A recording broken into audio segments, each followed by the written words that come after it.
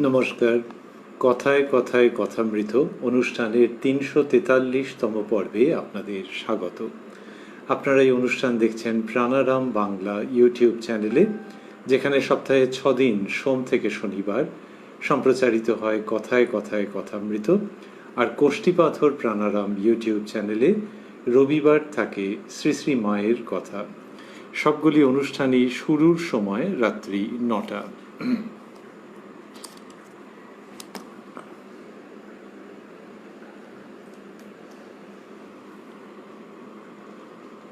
শ্রী শ্রী রামকৃষ্ণ কথামৃততে আজ আমরা প্রবেশ করব বিশেষ একটি দিনে এবং শুনব অমৃত কথা।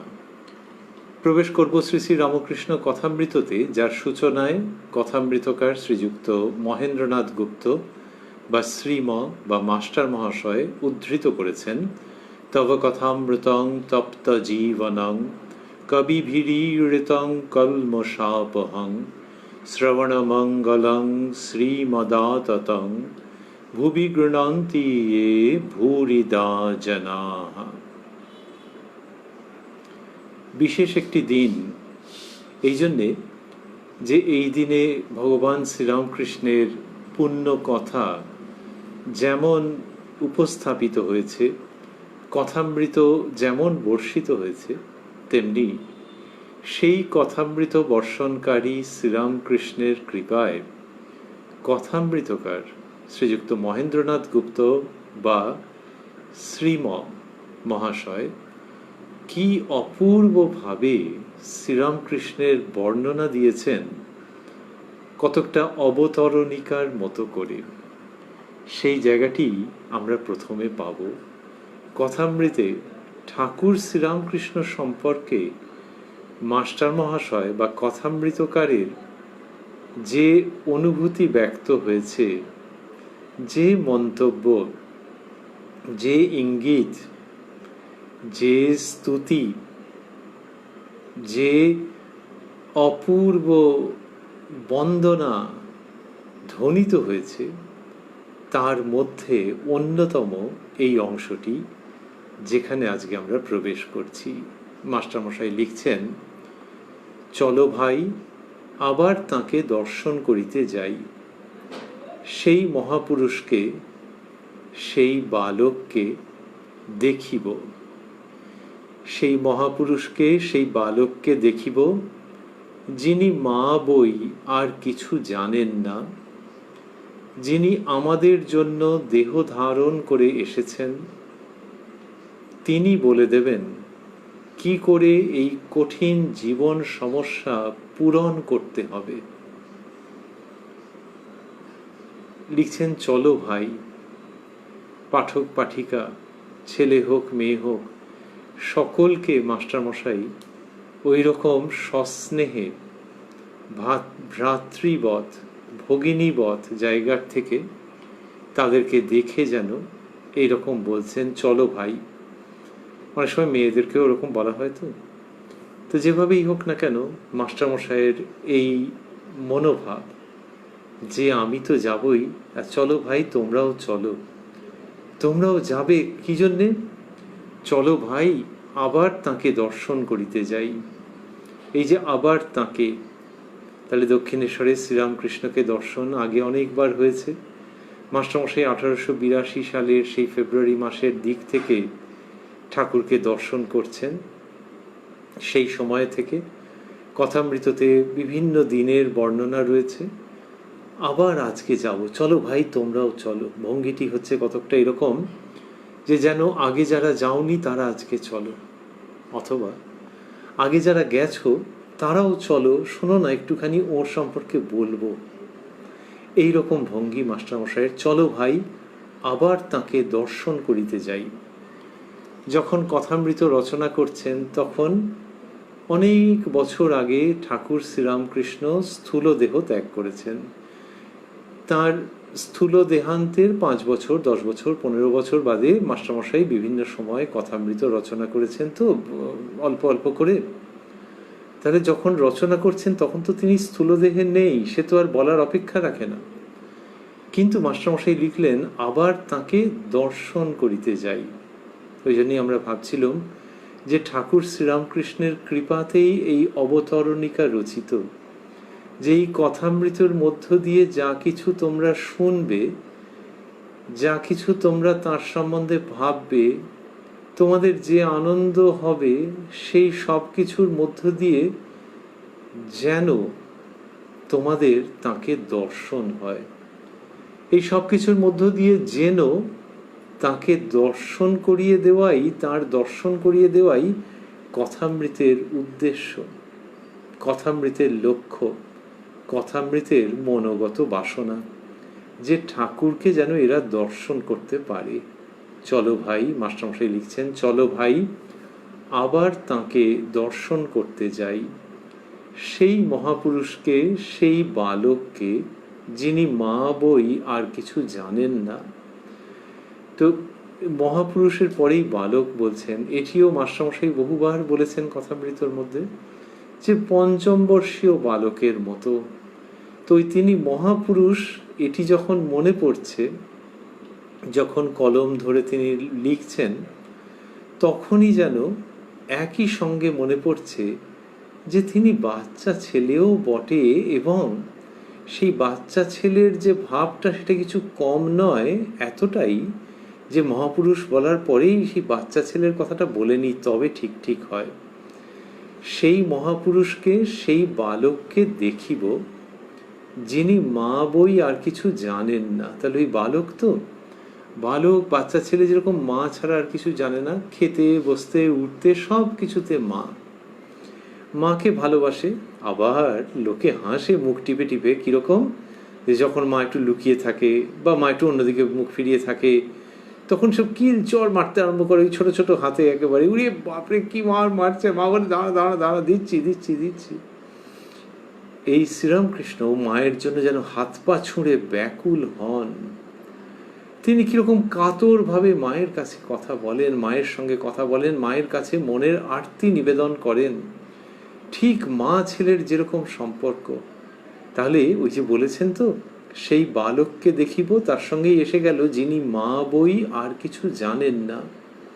আর তার আগে যে বলেছেন সেই মহাপুরুষকে, কি বলেছিলেন, সেই মহাপুরুষকে, সেই বালককে দেখিব। তারপরেই বললেন কমা দিয়ে, যিনি মা বই আর কিছু জানেন না, যিনি আমাদের জন্য দেহ ধারণ করে এসেছেন। অর্থাৎ সেই মহাপুরুষের প্রসঙ্গটা এবারে আসছে, একই বাক্যের মধ্যে, কি অপূর্ব গ্রন্থ না। যিনি আমাদের জন্য দেহ ধারণ করে এসেছেন, তিনি বলে দেবেন কি করে এই কঠিন জীবন সমস্যা পূরণ করতে হবে। যিনি আমাদের জন্য দেহ ধারণ করে এসেছেন, এইখানে ওই মহাপুরুষের প্রসঙ্গ আসছে, তিনি বলে দেবেন। মানে চলো ভাই, চলো চলো চলো আমার সঙ্গে চলো, জানবে যে তিনি ঠিক বলে দেবেন। তো তিনি বলে দেবেন কি করে এই কঠিন জীবন সমস্যা পূরণ করতে হবে। তো এটা কি এই যে দিনের কথা শুরু হতে চলেছে, এই দিনই তিনি বলে দেবেন তা কেন?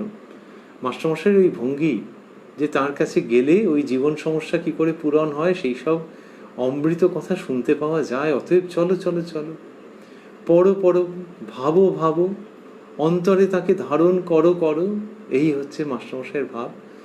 তিনি বলে দেবেন কি করে এই কঠিন জীবন সমস্যা পূরণ করতে হবে। কঠিন জীবন সমস্যা মাস্টারমশাই যে জানছেন, বয়স্ক মানুষ, ঠাকুর শ্রীরামকৃষ্ণের কাছে যখন গেছেন, 28 বছরের কাছাকাছি বয়স তার, তা তখনকার দিনে 28 বছর মানে পরিণত বয়স্ক। তার জীবন সমস্যা যে কঠিন সেটা কি তিনি জানেন না, সেটাই লিখেছেন। হ্যাঁ, সে তো বটেই, তার সঙ্গে সঙ্গে মাস্টারমশাইয়ের নিজের জীবনেও কত সমস্যা ছিল, কত দুঃখের কারণ ছিল, কত আশঙ্কার জায়গা ছিল, কত অজানা বিপদের বাস্তব ঘটনা ছিল। সেগুলি মাস্টারমশাইয়ের জীবনী পড়লে খুঁজে খুঁজে খুঁজে খুঁজে বার করতে হয়। তিনি প্রায় নিজে কিছুই ব্যক্ত করেননি, কিন্তু জীবন খুব কঠিন চ্যালেঞ্জের মধ্যে দিয়ে এগিয়েছে। এমনিতেই তো শরীর রাখবেন না এরকম ভেবে বাড়ির থেকে বেরিয়ে পড়েছিলেন স্ত্রীকে নিয়ে, একেবারে সাংসারিক সমস্যায় জড়িত হয়ে যাচ্ছিলেন। সেই সময় ভাগ্নের হাত ধরে, it was a chance meeting with Sri Ramakrishna. ভাগ্নে বলেছিলেন যে মামা যাবেন, এখানে একটি মন্দির আছে, বাগান আছে, তার মধ্যে দেবালয় আছে, এরকম এখানে একজন পরমহংস আছেন, এরকম বাগান পরমহংস, তা ওই রকম আর কি, একটা আন্দাজেই প্রায় চলে যাওয়া ভাগ্নের হাত ধরে তারপরে শ্রীরামকৃষ্ণকে পাওয়া। তিনি শ্রীরামকৃষ্ণকে পেলেন বা শ্রীরামকৃষ্ণ তাকে গ্রহণ করলেন, সেইখান থেকে জীবনের মোড় ফিরতে আরম্ভ করলো। কিন্তু তারপরেও মাস্টারমশাইয়ের জীবনে কত রকমের সব এসেছে, প্রতিকূলতার ঢেউ একের পর এক। সেই তিনি লিখছেন, তিনি বলে দেবেন কি করে এই কঠিন জীবন সমস্যা পূরণ করতে হবে। আর কি? আর বললেন, যিনি আমাদের জন্য দেহ ধারণ করে এসেছেন।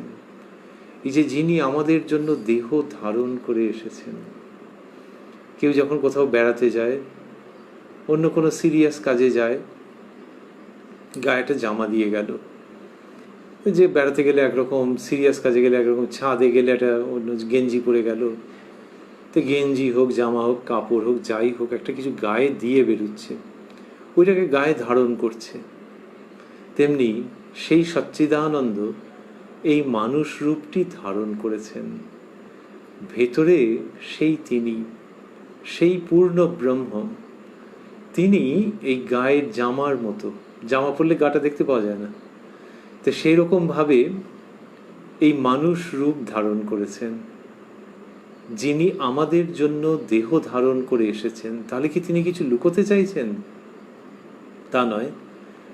কিন্তু যখন আসছেন তখন তো তাকে মানুষ রূপ ধারণ করেই আসতে হবে। কিন্তু সেই মানুষ রূপে যিনি অবতীর্ণ হয়েছেন, অবতার শ্রীরামকৃষ্ণ, তিনিই মানুষকে শেখাচ্ছেন অমীয় ভঙ্গিতে, প্রায় তাদের অজান্তেই তাদের কাছে স্বর্গীয় অমীয় বার্তা আনয়ন করছেন, উপস্থাপন করছেন পরম মমতায়, যে এই ঈশ্বরীয় জগতের সন্ধান জানলে তোমার জীবন রহস্যের সমাধান হবে, দুঃখের অবসান হবে, আর মাস্টারমশাই যেমন বললেন, জীবন সমস্যা পূরণ হবে, পূরিত হবে।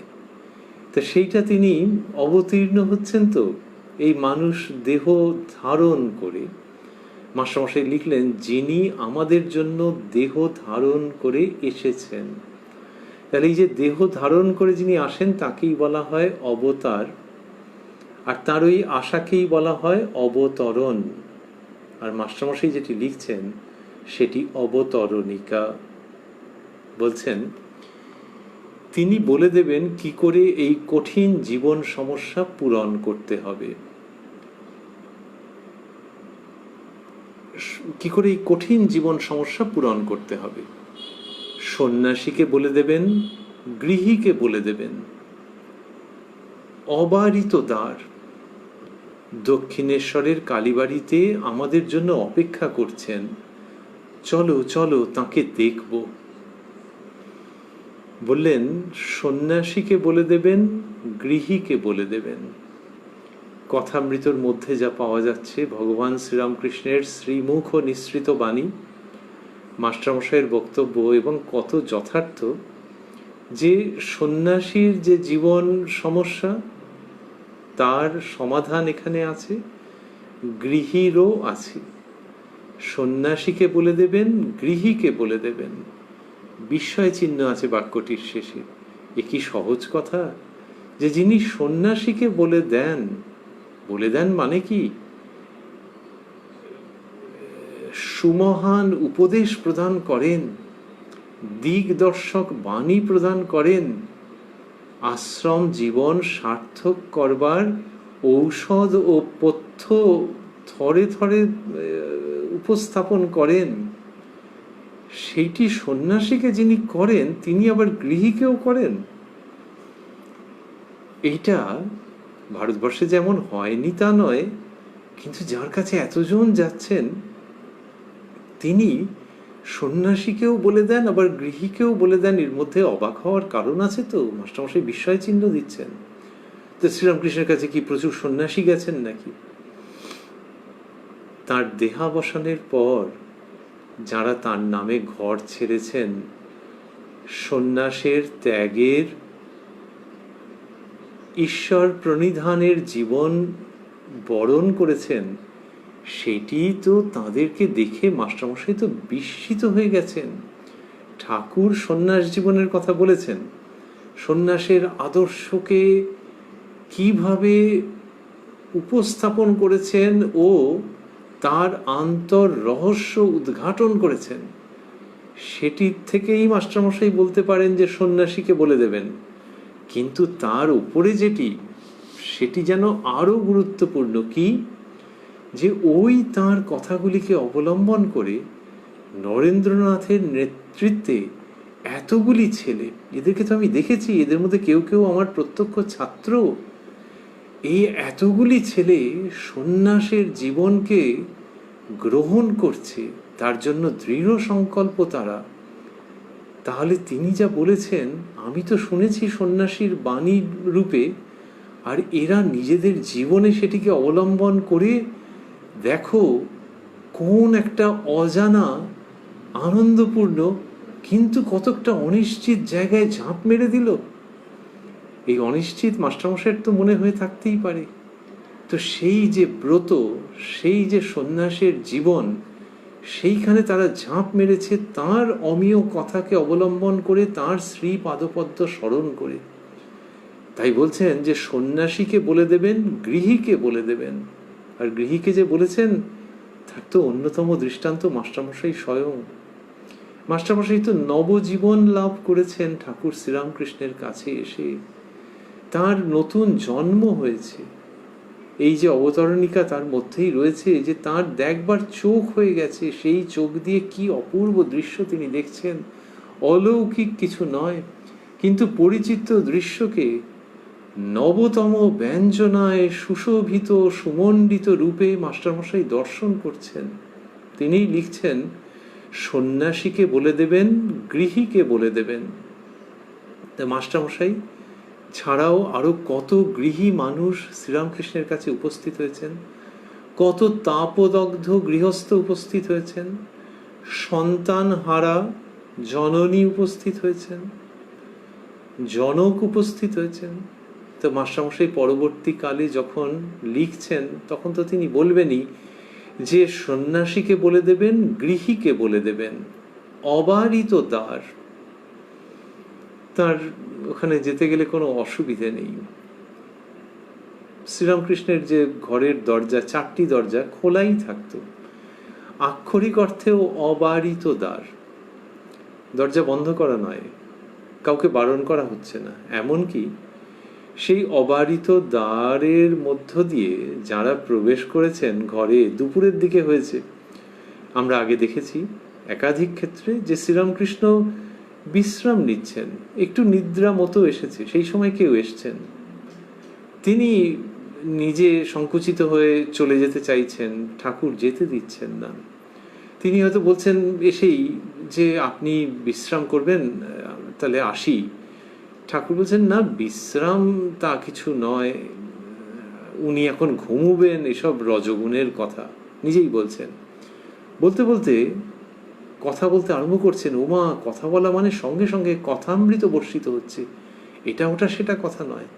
এই সব কিছু মিলিয়ে মাস্টারমশাই বলছেন অবারিত দ্বার। এরকম অবারিত দ্বার কথাটির অন্য তাৎপর্য আমাদেরকে আহ্বান জানাচ্ছে এবং যেন স্পর্শ করছে। দরজা নেই, আটকাচ্ছে না কিছু, সোজা চলে যাও, সোজা চলে যাও, কোথাও তোমাকে আটকাবে না। কত দূর? ঠাকুর শ্রীরামকৃষ্ণের ঘরে। আরেকটু এগোলে ঠাকুর শ্রীরামকৃষ্ণ, আরেকটু এগোলে তাঁর অন্তর্জগৎ, সেইখানেও অবারিত দ্বার। কি করে জানছি আমরা? ওই যে ঠাকুর শ্রীরামকৃষ্ণ কথা বলতে বলতে মাঝে মাঝে সমাধিস্থ হয়ে যাচ্ছেন, সামান্য একটু উদ্দীপন হয়তো সমাধিস্থ হয়ে যাচ্ছেন। এই সমাধিস্থ অবস্থার পর যখন তিনি বুদ্ধিত হচ্ছেন, এই প্রকৃতিতে ধীরে ধীরে প্রত্যাবর্তন করছেন, তখন তিনি যা বলছেন তার শ্রীমুখ থেকে যা উচ্চারিত হচ্ছে, হয়তো কখনো একটু আধটু কিছু শব্দ, বাক্যাংশও নয়, শব্দাংশ উচ্চারিত হচ্ছে, তার দ্বারাও লোকের মনের মধ্যে কি অপূর্ব আনন্দ হচ্ছে।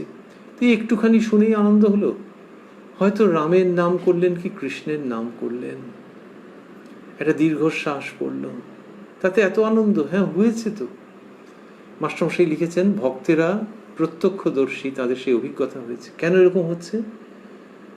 ওই ভেতরের জগতে যে ছিলেন সেইখানকার সমস্ত আনন্দ নিয়ে যেন তার শ্রীমুখ থেকে ওই অর্ধস্ফুট বাণী উচ্চারিত হয়েছে। আর যখন তিনি বেশি করে বলেছেন তখন তো কথাই নেই, কিন্তু ওই অর্ধস্ফুট, যেখানে অর্থ বোঝা যাচ্ছে না, তাতেও কি বিমল আনন্দের লহরী খেলে যাচ্ছে ঘরের মধ্যে এবং ভক্তদের মনোজগতে। এরকম একবার আধবার নয়, অনেক ক্ষেত্রে হয়েছে। তাহলে শ্রীরামকৃষ্ণের এইরকম, তিনি এমনিতে বলতেন যে সমাধি থেকে 100 হাত নেমে এসে তবে ওং বলতে পারি। তা হলেও তখনও যতটুকুনি পারকোলেট করে আসছে তাতেই লোকে বুঝতে পারছে, ভক্তদের হৃদয়ঙ্গম হচ্ছে যে তিনি কোন জগতে ছিলেন এবং সেই জগতের সংবাদ, প্রসাদী সংবাদ আমাদের কাছে আসছে। তাই অবারিত দ্বার। তাই বলে কি একেবারে তাঁর উপলব্ধিতে পৌঁছে যাবে? সেটা কখনো হয়, কিন্তু পৌঁছে যাবে না মানে এরা খুব সামান্য জীব এরকম নয়। তিনি অবতার, তার তো আলাদা শ্রেণী, কিন্তু তিনি ওই দরজা ওখানেও খুলে রেখেছেন। এবং সেটা খুলে রেখেছেন বলেই ভক্তদেরকে তো বোঝাতেন যে সমাধি এবং সমাধি থেকে আসার যে অপূর্ব প্রসঙ্গ। কেন উল্লেখ করছেন? ওইদিকে ডাকছেন তো, দরজা খুলে রেখেছেন। কিরকম সুন্দর করে বলতেন, অনুলোম বিলোম। বলতেন মানে বলেন। অনুলোম বিলোম। অনুলোম মানে লীলা থেকে নিত্য যাওয়া, আবার নিত্য থেকে লীলায় আসা। বিলোম যেন বাজ খেলা, এইসব কথা বলছেন তো। তার মানে অন্তর্জগতে যেগুলি ঘটছে সেগুলিকে দেখবার অনুমতি দিচ্ছেন, দর্শন করবার অনুমতি, যে এইরকম এইরকম। তাহলে সেই অন্তঃকরণে যেন তিনি প্রবেশের অনুমতি দিচ্ছেন, তাই অবারিত দ্বার। আর কেউ কেউ ওইরকম অবারিত দ্বার হওয়া সত্ত্বেও যখন ঢোকেনি তখন তিনি জোর করে নিয়ে এসেছেন ভালোবেসে।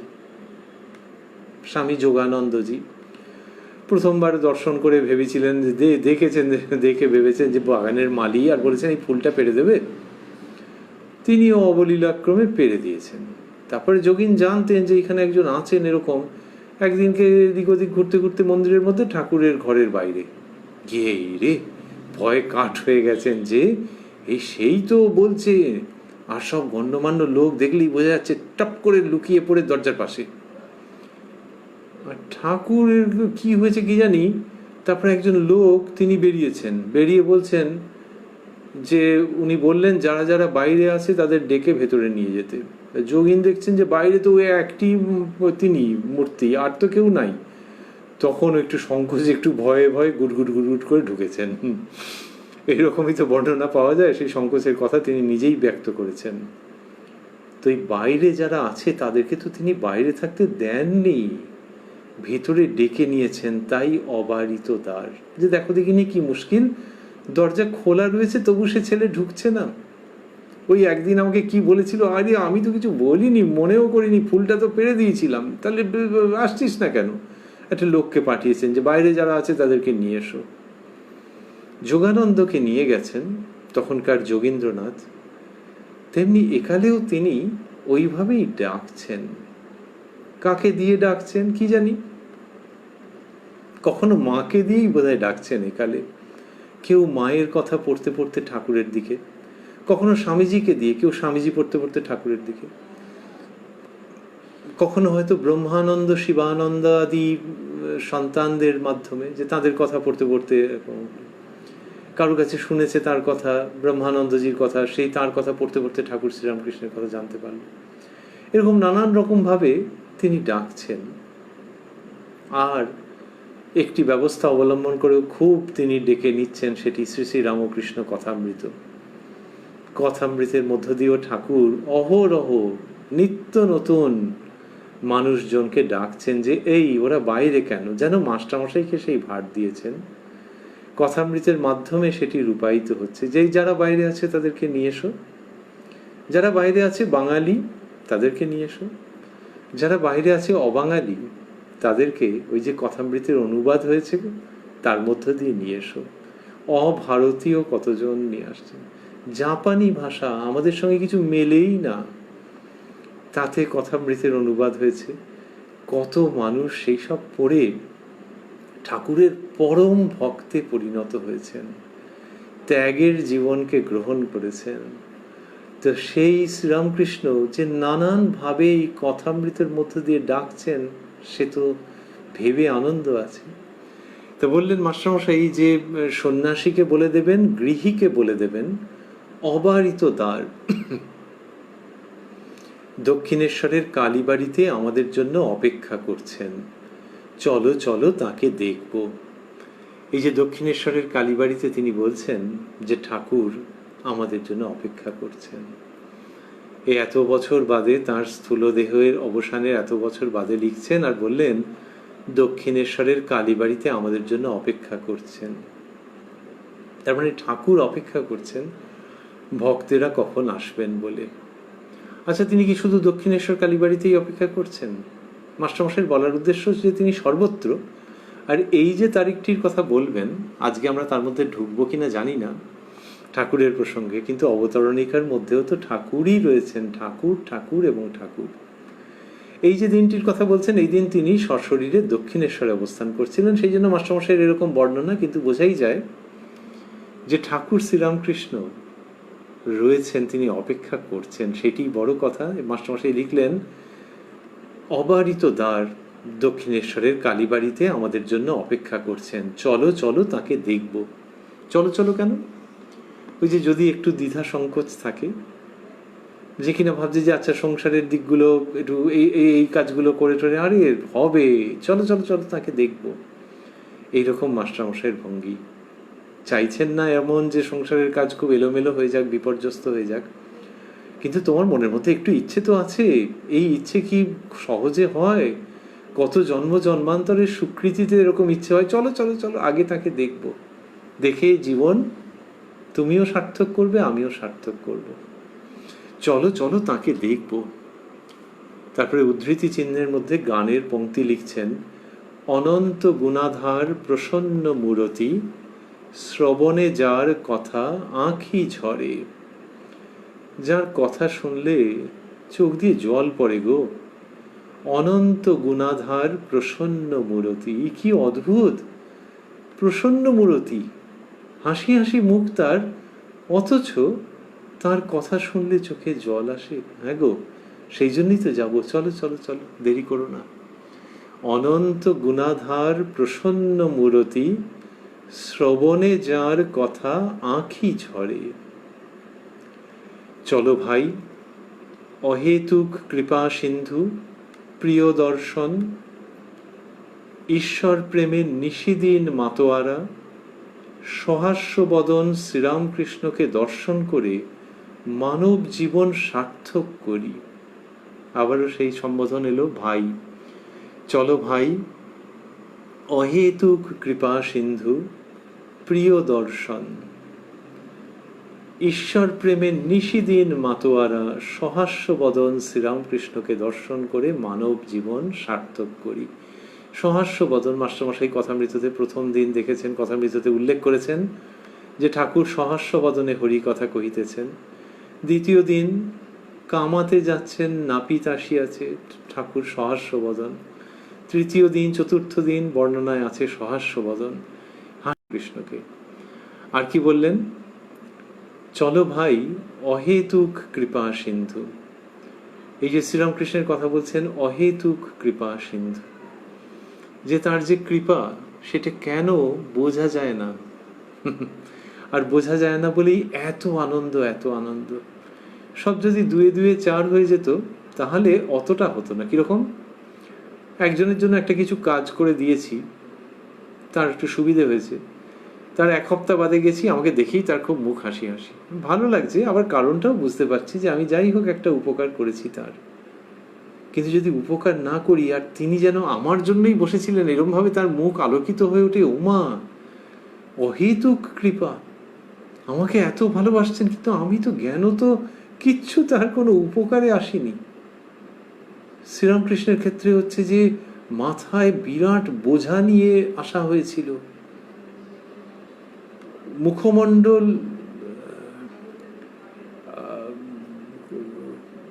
বিবর্ণ ছিল, সেই অবস্থায় তার কাছে আসা, সেইখান থেকে তিনি গ্রহণ করেছেন, সেই তিনি এত কৃপা প্রদর্শন করছেন। আমি কি করেছি, আমার কোন জন্মে কোন সুকৃতি আছে যার জন্য তিনি আমাকে ওরকম ভালোই বাসছেন।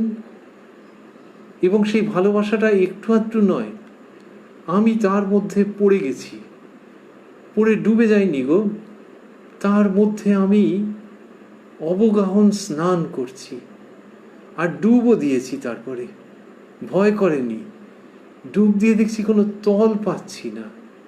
তার এত ভালোবাসা আমার প্রতি, তার এত কৃপা, কিন্তু এই কারণ বুঝতে পারছি না।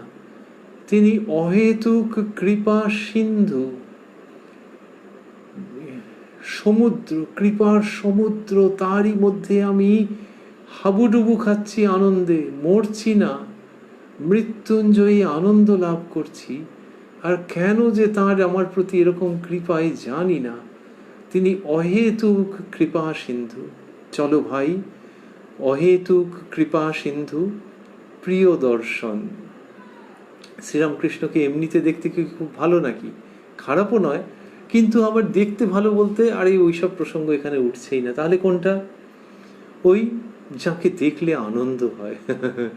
যদি কেউ ওকে খুব ভালো দেখতে হয়, তাহলে তার সঙ্গে কথা বলে যে আনন্দ হবে তার কোনো মানে নেই। হয়তো কথাবার্তা ঠিক মিলল না উভয় পক্ষের মধ্যে, কিন্তু এখানে দেখতে কিরকম সে প্রসঙ্গই আসছে না গো। তার শ্রীমুখের কথা শুনলে, তার কাছে বসে থাকলেই আনন্দ। তাই প্রিয় দর্শন, যে তার একটা, এখনকার দিনের মানুষের একটা ছবি দেখলেই কি আনন্দ হচ্ছে। কোথাও বেড়াতে গেছে হয়তো কেউ, নানান রকম জিনিসের মধ্যে দিয়ে যাচ্ছে, একটু অন্যমনস্ক হয়ে রয়েছে, একটু ক্লান্ত হয়ে রয়েছে, মনটা নানান দিকে রয়েছে, বেড়াতে গেছে। এই সময় গাড়িটা ঘুরলো, ওমা একটা দোকানে হঠাৎ করে দেখে ঠাকুরের ছবি ওপরে, দেখে পুরো পরিবেশ পরিস্থিতি পরিজন সমস্ত ভুলে গিয়ে সে ওই ঠাকুরের ছবি, কি আনন্দ বলে, এই দাঁড়ো। তারপরে কেন দাঁড়ো, দেখি। তা দেখা গেল একটা এমনি দোকান, কিন্তু সেখানে উপরে ঠাকুরের ছবি। ও মা, দেখেই এত আনন্দ। প্রিয় দর্শন কি জন্য যে হচ্ছে বলা মুশকিল, কিন্তু দেখলে যেন মনে হচ্ছে মনের মধ্যে প্রাণ আসছে, সত্তার মধ্যে প্রাণ আসছে, দেহের মধ্যে প্রাণ নবরূপে সঞ্জীবিত হয়ে উঠছে। মাস্টারমশাই লিখছেন, চলো ভাই, অহেতুক কৃপা সিন্ধু প্রিয় দর্শন, ঈশ্বর প্রেমে নিশিদিন মাতোয়ারা, সহাস্য বদন শ্রীরামকৃষ্ণকে দর্শন করে মানব জীবন সার্থক করি। তো এই যে বললেন ঈশ্বর প্রেমে নিশিদিন মাতোয়ারা, এইসব মাস্টারমশাই দেখেছেন তো, যে রাত দিন একেবারে ঈশ্বর প্রেমে মাতোয়ারা, ভগবানকে ভালোবেসে সেইটিতে মাতোয়ারা হয়ে আছেন। ভগবানকে ভালোবেসে মাতোয়ারা হয়ে আছেন। এইটার সঙ্গে মানবীয় ভালোবাসার কিছুটা মিল আছে। যখন কেউ কাউকে ভালোবাসছে তখন কি হয়, সেই তারই চিন্তার মধ্যে থাকে। নরনারীর সম্পর্ক ভাবলে যে বলে ওই নিয়েই সারাক্ষণ আছে, এই ছবি দেখছে, ওই মোবাইলে, ও তার। লোকে অনেক সময় হালকা করে বলে, ঠাট্টা করে, কিন্তু প্রসঙ্গ হচ্ছে যে ওই যে ভালোবাসে, তো ওই জন্য ওই নিয়েই আছে সারাক্ষণ। আবার মাতা পিতা সন্তানকে ভালোবাসেন। কেউ এসছে, তার সঙ্গে কথা হচ্ছে, হতে হতে ছেলের কথা হলো বা মেয়ের কথা, ওরে বাবা, তখন আর পায় কে, সে কি খেয়েছে, কি করেছে, বড় যদি হয়ে থাকে তাহলে তার কিরকম রেজাল্ট হয়েছে, অন্যরা কিরকম প্রশংসা করেছে, ওই সেই তারই প্রসঙ্গ। লোকে বলে আর হয়ে গেল, ছেলের প্রসঙ্গ এসছে কি মেয়ের প্রসঙ্গ এসছে, তো ওইটাই চলবে। তাহলে ভালোবাসলে কি হয়, নিশিদিন ওই প্রসঙ্গে মাতোয়ারা হয়ে থাকে। আর শ্রীরামকৃষ্ণের ক্ষেত্রে হচ্ছে ঈশ্বর প্রেমে নিশিদিন মাতোয়ারা, এইটা মিলে যাবে। যেখানটা মিলবে না সেটা কিরকম, সেই না মেলাটা আনন্দের দিকে। যেখানটা মিলবে না সেটা হচ্ছে যে নরনারীর প্রেমে যদি ভাবা যায়, যে যাকে ভালোবাসে, যাকে ভেবে বিভোর হয়ে আছে, কথা বলতে গেলে হাঁ করলেই যার কথা বেরোচ্ছে, যে শুনছে তার মধ্যে কি ওই ভাব আসবে? না, তার কোনো মানে আছে না। বরং সে একটু বিরক্ত হতে পারে যে হ্যাঁ বুঝতে পেরেছি, কিন্তু যাকে আজকে আমি আসি, বুঝলেন, দেখলো যে ওই এক ছেলের কথা কি মেয়ের কথা বলে যাচ্ছে, বা ওই ছেলেটি বা মেয়েটি মোবাইলের দিকেই তাকিয়ে বসে আছে, বা যখন কথাও বলছে তখনও সে যাকে ভালোবাসে তার কথাই বলছে, তো তাতে আর কি, যাই আজকে বাড়িতে কাজ আছে। প্রেমাস্পদ তার সম্পর্কে বলা হলেও যে শুনছে তাকে ওটা কিছু প্রভাবিত করে না লৌকিক সম্পর্কের ক্ষেত্রে সাধারণত। শ্রীরামকৃষ্ণ যে ঈশ্বর প্রেমে মাতোয়ারা, সেইটা ছড়িয়ে যাচ্ছে, সেটা ছড়িয়ে যাচ্ছে সকলের মধ্যে। এখন তো লোকে ক্লান্ত হয়ে গেছে এই ভাইরাল কথা শুনে, ইনফেকশন কথাটা শুনে, কন্টাজিয়াস এই সমস্ত ভেবে, যে কি ছুঁলেই কিছু হবে না, কিভাবে ওটা বাহিত হয়, বায়ু বাহিত হয় নাকি, এই সমস্ত মানুষের জীবনে কত আশঙ্কা, কত দুঃখ, কত দুশ্চিন্তা। শ্রীরামকৃষ্ণের ক্ষেত্রে হচ্ছে যে ওই আধ্যাত্মিকতা, ঈশ্বরীয় ভাব, দেব দেবীর অপূর্ব শিহরণ সৃষ্টিকারী আনন্দপূর্ণ প্রসঙ্গ ছড়িয়ে যাচ্ছে। এবং তাতে কি আনন্দ যে তিনি যখন মুখ খুলছেন, তিনি যখন নীরব রয়েছেন সমস্ত ক্ষেত্রে। লোকে বলে এখন যে মুখ খোলা মানে খুব সাবধান, মাস্ক পরো, তার মধ্য দিয়ে এইসব ছড়িয়ে যাচ্ছে। শ্রীরামকৃষ্ণ যখন মুখ খুলছেন, ছড়িয়ে যাচ্ছে আধ্যাত্মিকতা, ছড়িয়ে যাচ্ছে শান্তি, ছড়িয়ে যাচ্ছে আনন্দ, ছড়িয়ে যাচ্ছে মানুষের জীবনের উদ্দেশ্যের অমৃত কথা। সেইটা ওই তাঁর সান্নিধ্যে। তাই ঈশ্বর প্রেমে নিশিদিন মাতোয়ারা, তার মধ্যে ওই আনন্দ রয়েছে।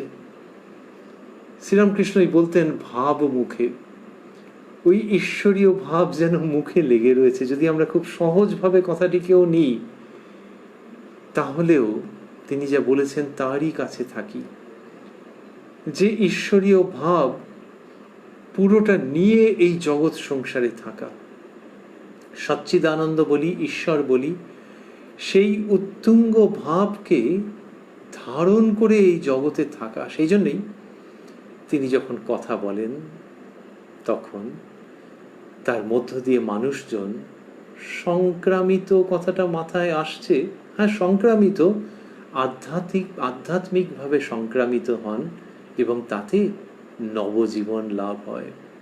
তো সেই শ্রীরামকৃষ্ণ তিনি নিশিদিন ঈশ্বর প্রেমে নিশিদিন মাতোয়ারা। শুধু তাই নয়, তিনি যখন কথা বলেন না, তিনি যখন অর্ধবাহ্য দশায় থাকেন বা অন্তর্দশায় থাকেন, তখনও তাকে দর্শন করে কি আনন্দ। সুতরাং সেই আনন্দ বিকীর্ণ হচ্ছে তার থেকে কখন? at what hours of the day? নিশিদিন, 24/7 ঈশ্বর প্রেমে নিশিদিন মাতোয়ারা। সহাস্য বদন শ্রীরামকৃষ্ণকে দর্শন করে মানব জীবন সার্থক করি, চলো ভাই দিয়ে মাস্টারমশাই শুরু করেছেন তো প্রসঙ্গ। তো এইখানে বলছেন ঈশ্বর প্রেমে নিশিদিন মাতোয়ারা, সহাস্য বদন শ্রীরামকৃষ্ণকে দর্শন করে মানব জীবন সার্থক করি। এটি যে মাস্টারমশাই লিখলেন, এর মধ্য দিয়ে শ্রীরামকৃষ্ণের কি অপূর্ব বর্ণনা তিনি উপস্থাপন করছেন।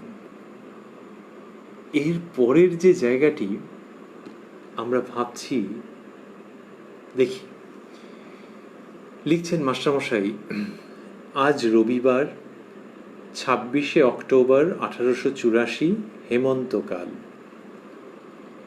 কার্তিকের শুক্লা সপ্তমী তিথি।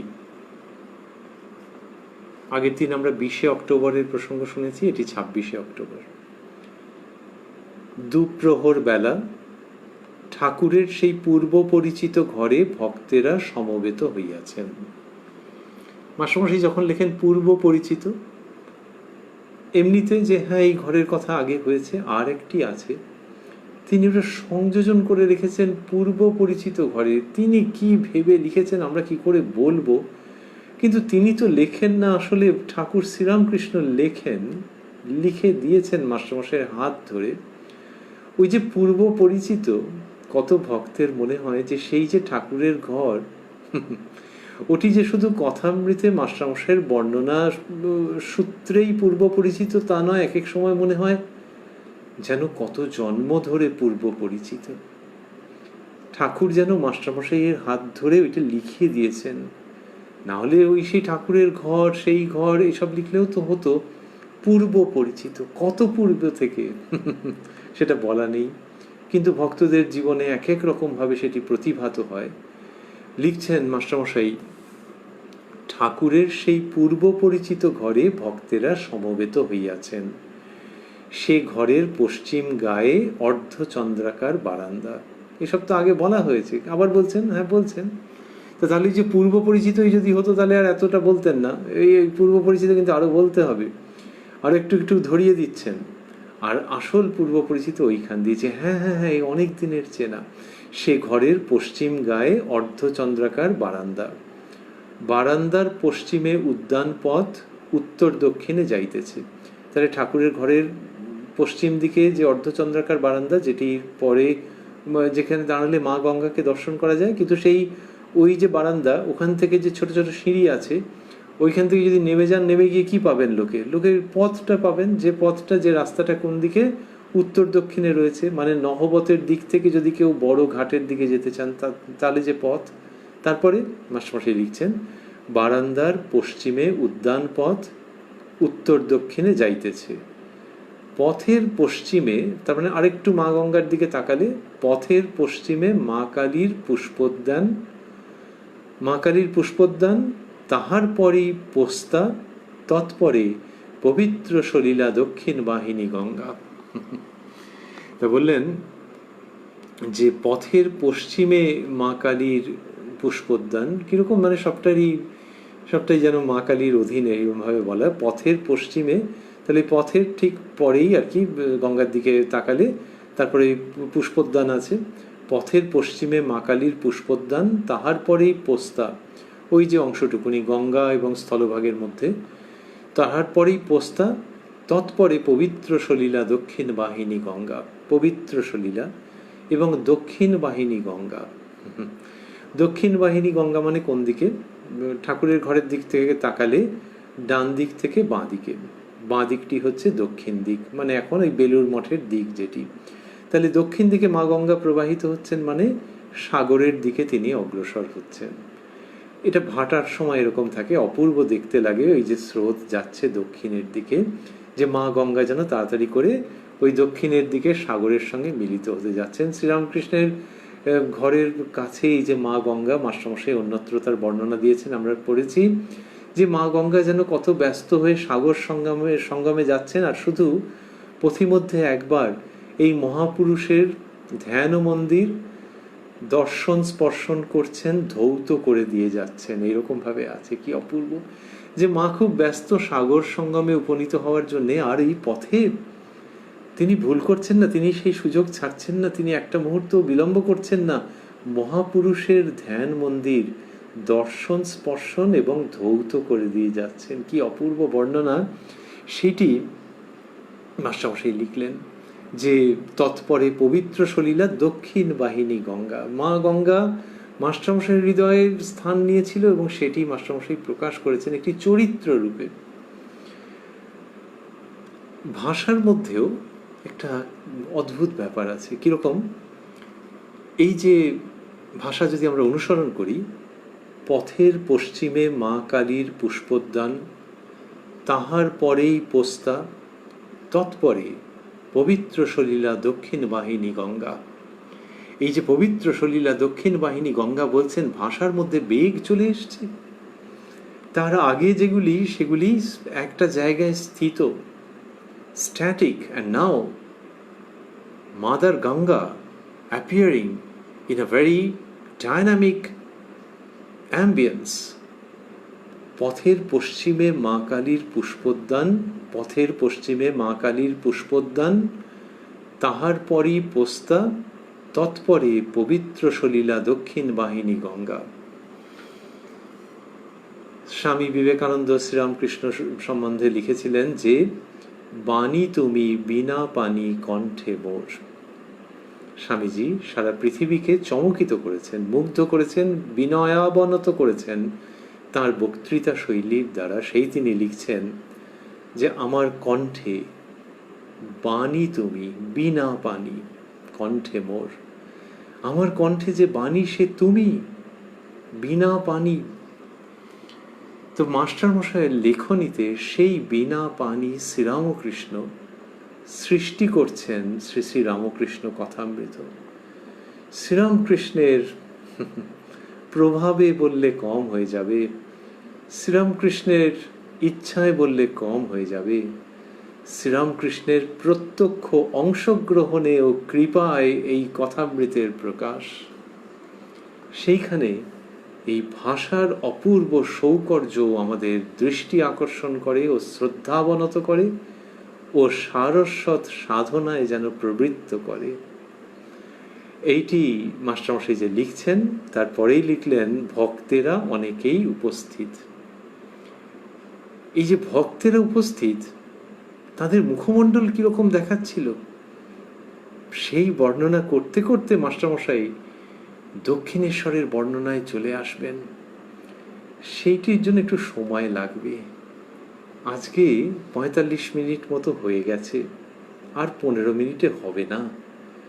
আমরা এই অমৃত প্রসঙ্গ নিয়ে ঠাকুর শ্রীরামকৃষ্ণের কৃপা সাপেক্ষে আবারও মিলিত হব কথায় কথায় কথামৃতের এই অনুষ্ঠানে আগামী সোমবার প্রাণারাম বাংলা ইউটিউব চ্যানেলে, যেখানে সপ্তাহে 6 দিন সোম থেকে শনিবার সম্প্রচারিত হয় এই অনুষ্ঠানটি কথায় কথায় কথামৃত। আর আগামীকাল ও প্রত্যেক রবিবার কোষ্ঠীপাথর প্রাণারাম ইউটিউব চ্যানেলে থাকে শ্রী শ্রী মায়ের কথা। সবগুলি অনুষ্ঠানই শুরুর সময় রাত্রি 9টা। আমরা রয়েছি উদ্বোধন কার্যালয়ে প্রকাশিত শ্রী শ্রী রামকৃষ্ণ কথামৃতের 679 পৃষ্ঠায়। রয়েছি এই 26শে অক্টোবর 1884 সূচনায়, এবং সেখানে ঠাকুর শ্রীরামকৃষ্ণের যে বর্ণনা আমরা শুনছিলাম, যে অবতরণিকার মধ্যে ছিলাম, এই প্রসঙ্গের অবতরণিকা তথা ঠাকুরের স্বরূপের অবতরণিকা, সেটি আমাদের বিশেষভাবে দৃষ্টি আকর্ষণ করছে। আর আমাদের কানে পুনঃ পুনঃ ধ্বনিত হচ্ছে ওই দুটি শব্দ। মাস্টারমশাই লিখেছেন তো ঠাকুরের ইচ্ছায়, চলো ভাই। ঠাকুরই ডাকছেন মাস্টারমশাইয়ের মাধ্যমে। ওই যে আমরা বলছিলাম যে যোগীন মহারাজকে ডেকেছিলেন কারুর মাধ্যমে। আচ্ছা, আমাদেরও কি যোগীন মহারাজের মতো? স্বামী প্রেমানন্দজি বলেছেন যে ঠাকুর যে ওই যে কুঠি বাড়িতে উঠে ডাকতেন, ওদের তো বিভিন্ন রকমের অভিজ্ঞতা হয়েছে, ঠাকুরের শ্রীমুখে সব বিভিন্ন শুনেছেন। তো কুঠি বাড়িতে উঠে ডাকতেন যখন, তখন তো এরা জাননি বলেই তো ডেকেছেন যে ঠাকুর ওখানে উঠে ডাকতেন যে ওরে আরো একটা দিন চলে গেল, তোরা কে কোথায় আছিস আয়। মা তাকে দেখিয়ে দিয়েছিলেন ঠাকুর বলতেন, এবং তিনি ওই রকম ভাবে ডাকতেন যে আজকের দিনটাও শেষ হয়ে গেল, তোরা কে কোথায় আছিস আয়। স্বামী প্রেমানন্দজি বলতেন ভক্তদের যে তিনি যে তার সন্তানদের অর্থাৎ নিজেদের কথা বলছেন, এই যে এদেরই যে ডেকেছেন তা নয়, তিনি তোমাদেরও ডেকেছেন গো। প্রেমের সাগর প্রেমানন্দজি বলতেন যে ঠাকুরের সেই ডাক তোমাদের জন্যেও। তাই আমাদের ভাবতে ইচ্ছে করে মানে এই ভাবনাটাই সম্বল যে ঠাকুরই ডাকছেন সত্যি সত্যি। এবার কে কতটা এগোতে পারছে সেটাতে একটু তো কম বেশি হতেই পারে, কিন্তু ঠাকুরই ডাকছেন, না হলে কার সাধ্য এগোয়। ঠাকুর সেই কুঠি বাড়ির উপর থেকেই ভাবি, বা ওই ঘরের মধ্যে থেকে একজনকে দিয়েই ভাবি, তিনি এখনো ডাকছেন, খুব খুব করে ডাকছেন। এবং সেই জন্যই আমাদের তার প্রতি মতি হওয়া, তার প্রতি অগ্রসর হওয়ার ইচ্ছা জাগা মনের মধ্যে, বা অগ্রসর হওয়ার প্রয়াস করা। সেইটির সূত্রে ওই দুটি শব্দ বড় মাধুর্য নিয়ে আমাদের কাছে উপস্থিত হচ্ছে। চলো ভাই, যিনি বলছেন সেই মহেন্দ্রনাথ গুপ্ত কথামৃতকার শ্রীমকে আমাদের আভূমি প্রণতি। এবং এই সব কথা বলে তিনি যার কাছে নিয়ে যেতে চাইছেন তার প্রতি, এই যার এবং তার বললে 50% হলো, আসলে তাদের প্রতি মাস্টারমশাই তো শ্রী শ্রী মাকেও কি চোখে দেখেছেন, এবং তিনি জানতেন, তিনি পুরোপুরি এটা তার অন্তরের মধ্যে ছিল, অন্তরে ধারণ করে রেখেছিলেন যে কথামৃত রচনা মায়ের কৃপায়, মায়ের শ্রী পাদপদ্মে তিনি নিবেদন করেছেন। কথামৃতের উৎসর্গপত্রে সেই কথা আছে।